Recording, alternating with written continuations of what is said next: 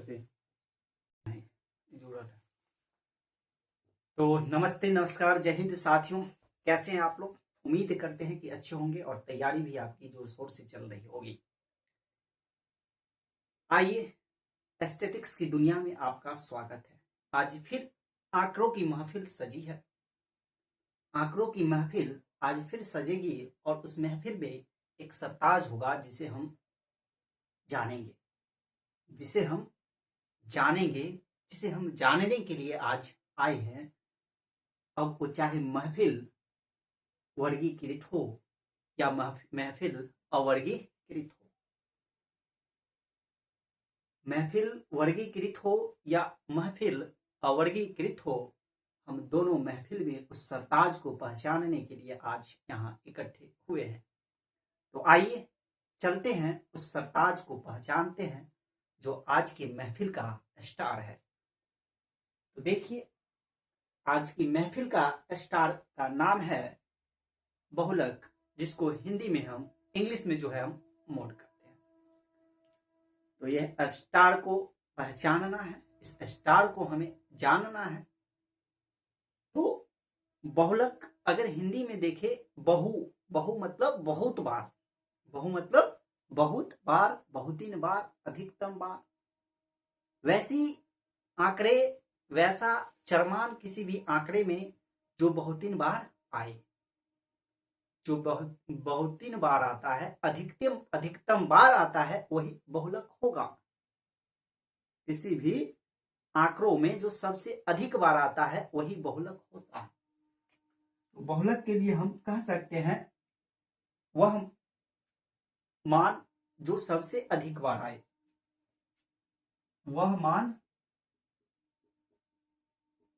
जो सबसे अधिक बार आए, जो सबसे अधिक बार आए।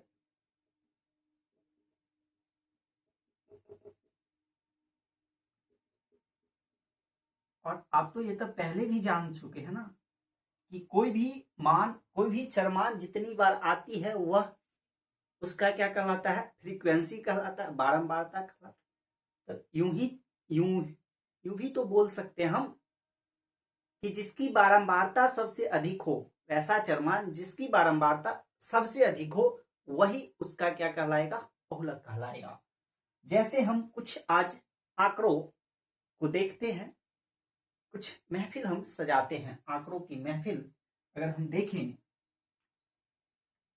तो आंकड़ों की महफिल में हमने कुछ अंक लिए हैं, 2 4 3 5 2 4 6 7 2 3 5 8। अगर इस आंकड़े के महफिल में हम देखें कि सबसे ज्यादा बार कौन आया है, तो हम कह सकते हैं, अगर हम 2 को देखें, अगर हम बिरावारी, अगर हम सबको देखें कि कौन कितना बार आया है, तो एक हमारा चरमान है और एक फ्रीक्वेंसी है। जो संख्या जितनी बार आती है वही उसका क्या कहलाता है, फ्रीक्वेंसी कहलाता है। तो सबसे छोटी संख्या अगर देखें तो 2 है, और 2 कितनी बार आया है, तो 1 2 3 4। 2 कितना बार आया है, 4 टर्म आया है। अगर हम 3 की बात करें तो 1 2, 3 कितना बार आया है, 2 बार। अगर 4 का बात किया जाए तो 4 1 2, 4 भी 2 बार आया है। 5 का बात किया जाए तो 5 1 2, 5 भी 2 बार आया है। अगर 6 का बात किया जाए तो 6 1 बार आया है। 7 भी हमारा 1 बार आया है, और 8 भी कितना बार आया है, तो 1 बार आया है। तो इसमें हम देखें कि सबसे ज्यादा बार कौन आया है, तो जी सबसे ज्यादा बार तो यही 2 आया है। सबसे ज्यादा बार तो यही 2 आया है, और यही 2 ही जो है, जो चरमान सबसे ज्यादा बार आता है वही बहुलक कहलाता है, वही कहलाएगा बहुलक मोड।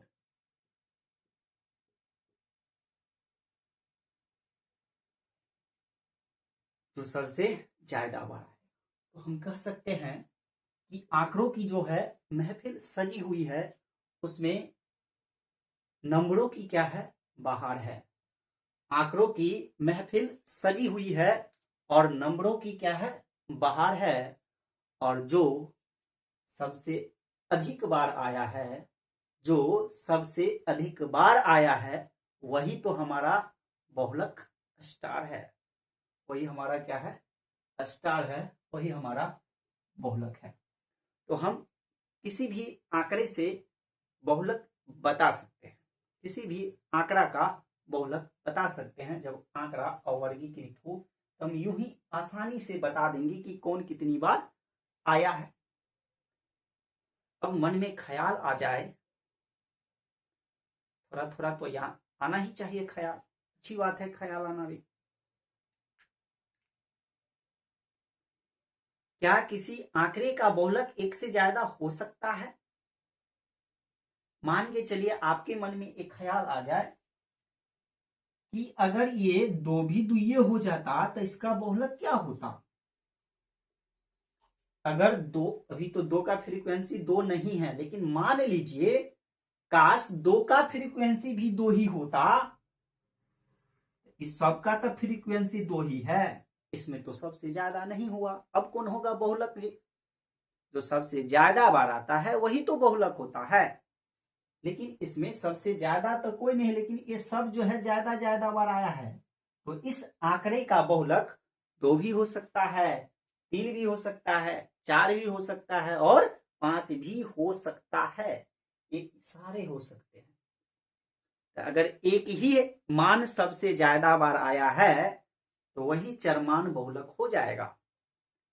लेकिन हो सकता है कि दो से तीन चरमान ज्यादा में एक ही बार जैसा आया, जैसे यहाँ पे सब दो ही बार आया। मान के चलिए किसी आंकड़ा में 5 7 बार आया, 10 7 बार आ गया, 11 7 बार आया, तो आपसे पूछा जाए कि इसका बहुलक क्या होगा, तो आप कह सकते हैं ये चरमान है और ये फ्रीक्वेंसी है, बारंबारता इसका आने का। तो आप कह सकते हैं इसका बहुलक जो है, जो मोड होगा वह 5 भी हो सकता है, 10 भी हो सकता है और 11 भी हो सकता है। तो बहुलक जो होगा एक से ज्यादा भी होगा। उम्मीद करते हैं कि आप अवर्गीकृत आंकड़ा का बहुलक निकालना सीख गए होंगे, कोई दिक्कत नहीं होगा। तो सब संख्या जब अलग अलग था, इस आंकड़े की महफिल में सब नंबर, सब अंक अलग अलग था, तो बहुत ही आसानी से हमारी आंखों ने पहचान लिया,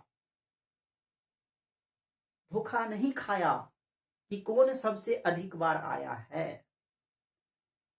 लेकिन जब इसी आंकड़े को, जब आंकड़ा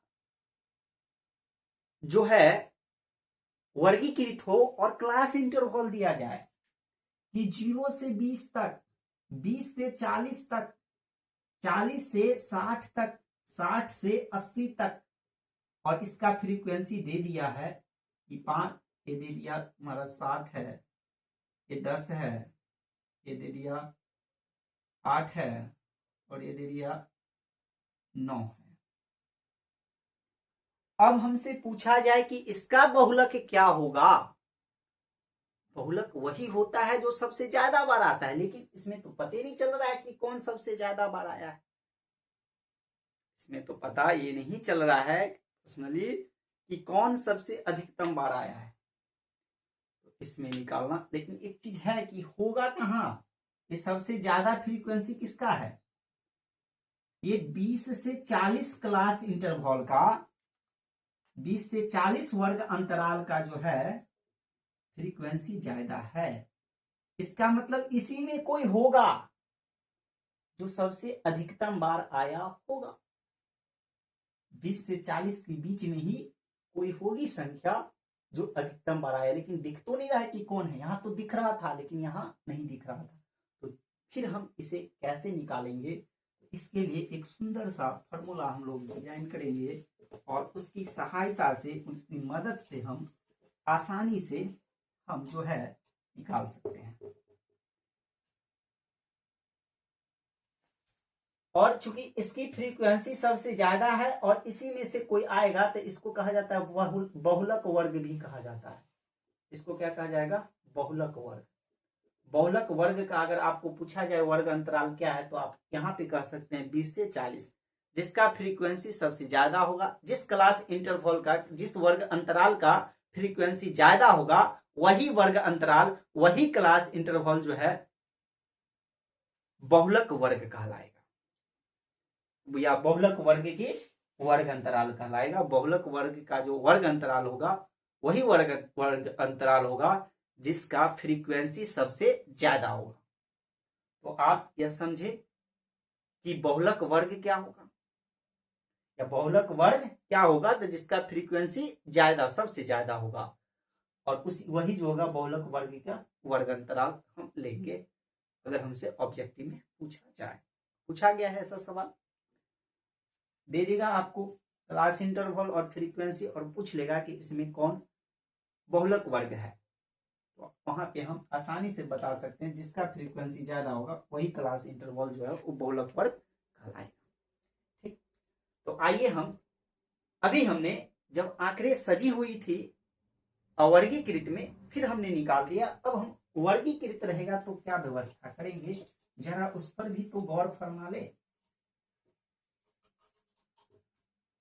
उसके लिए एक सुंदर सा फॉर्मूला डिजाइन करके रखते हैं हम लोग, और इसको अपने दिलो दिमाग में छाप लेंगे। ठीक, और ये होगा हमारा L1 plus F1 minus F0 बटे 2F1 minus F2 minus F0 और इंटू H। हम इसका क्या करेंगे, इस्तेमाल करेंगे। अब आप थोड़ा इस सब में भुलभुला न जाए, जरा हमें इस सब से जान पहचान हो जाए। ये L1 क्या होता है, ये F1 क्या होता है जी, ये F0 क्या होता है। तो जरा F1 को F0 से ऊपर, F0 को F1 से ऊपर रखते हैं, और F2 एक के बाद ही 2 आता है। और ये बेचारा एक और इसमें जान पहचान करने लायक व्यक्ति है H, जो हमें इस सब से अगर जान पहचान हो जाए तो हम आसानी से इसमें पुट कर देंगे, और जो है इसे क्या करेंगे, निकाल सकते हैं। तो H, तो इससे हम पहले ही परिचित हो गए थे। H क्या होता है, वर्ग अमाप होता है। ये क्या होता है, वर्ग अमाप। और बताए हैं हम लोग, सीखे थे कि वर्ग अमाप क्या होता है, तो उच्च सीमा माइनस निम्न सीमा। अब ये F1 क्या होगा, F1 को पहले पहचानते हैं। अभी हमने कहा था कि जिसकी फ्रीक्वेंसी सबसे ज्यादा हो, फ्रीक्वेंसी जिसकी ज्यादा होता है वही हमारा क्या होता है, बहुलक वर्ग होता है। तो सबसे अधिक फ्रीक्वेंसी, सबसे अधिक फ्रीक्वेंसी, अधिक, या कह सकते हो ऐसे लिख सकते हो, एफ में सबसे अधिक, एफ में सबसे अधिक, या जिसका बारंबारता सबसे अधिक हो, या इसी को क्या कहा जाता है, बहुलक वर्ग। बहुलक वर्ग चर्चा क्या था कि बहुलक वर्ग क्या होता है, तो जब सबसे ज्यादा फ्रीक्वेंसी वाला जो है वो बहुलक वर्ग होगा। हम यहाँ F1 से डिनोट किए हैं उसे। कहिए, ध्यान रखिए कि F1 एक से पहले 0 होता है। अब ये पूर्ण संख्या देखे थे, एक से पहले ना 0 होता है, तो F1 से ऊपर वाला, F में F1 से ऊपर वाला, ये अपना शब्द में है, किताबी शब्द में ऐसा लिख सकता है कि बहुलक वर्ग से ऊपर वर्ग की बारंबारता। और एक के बाद 2 होता है, F में F2 के नीचे वाला। इसी को किताबी लैंग्वेज में यह भी लिखा हो सकता है, बहुलक वर्ग से नीचे वर्ग की बारंबारता। और L1 जो लेना है, ये बहुलक वर्ग की निम्न सीमा लेना है, बहुलक वर्ग की निम्न सीमा।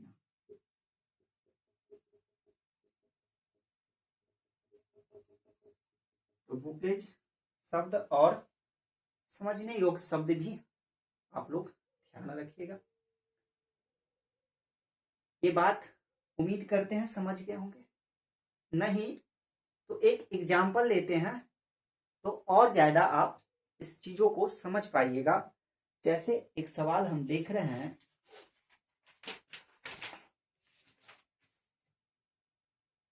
एक हम वर्ग अंतराल ले लेते हैं क्लास, और एक फ्रीक्वेंसी ले लेते हैं,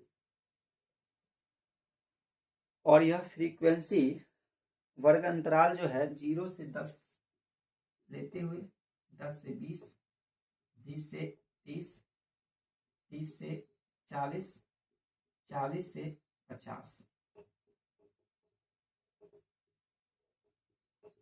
फ्रीक्वेंसी की बात किया जाए तो फ्रीक्वेंसी दिया हुआ है 15, 20, 45, 15, 20, 45,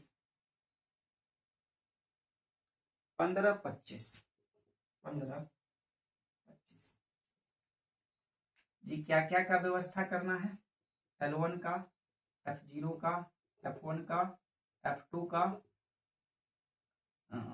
और H का, ये सब है।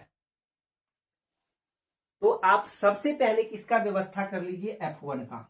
F1 क्या होता है? जो सबसे ज्यादा दिया है, जिसका फ्रीक्वेंसी सबसे ज्यादा, यही हमारा सबसे ज्यादा कौन है? 45। यही हमारा क्या होगा? F1।